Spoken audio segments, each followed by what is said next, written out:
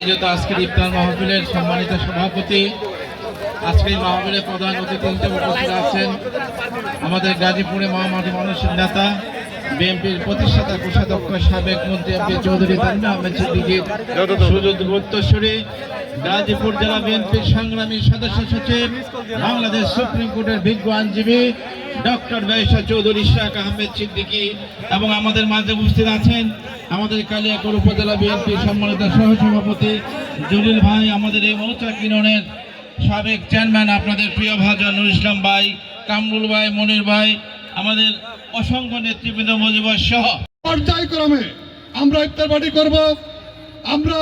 আমরা বলতে চাই এই ইশরাক আহমেদ সিদ্দিকীর নেতৃত্বে কালিয়াকৈর এবং মহানগরের তিনটা অংশ নিয়ে আমাদের গাজীপুর এক, আমরা আশা করব আপনারা সবাই বিদর্ভে এগিয়ে যাবেন। এই ইশরাক সিদ্দিকীর জন্য আপনারা মাঠে ঘাটে কাজ করবেন। ইনশাআল্লাহ আমরা ইশরাক সিদ্দিকী নিয়ে এগিয়ে যাব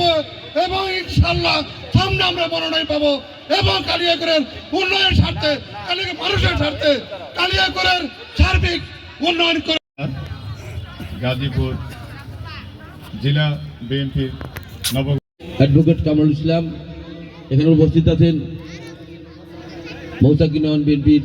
বিপ্লবীর সাধারণ সম্পাদক, যিনি ইতিমধ্যেই ডক্টর ব্যারিস্টার ইশরাক সিদ্দিকী সাহেবের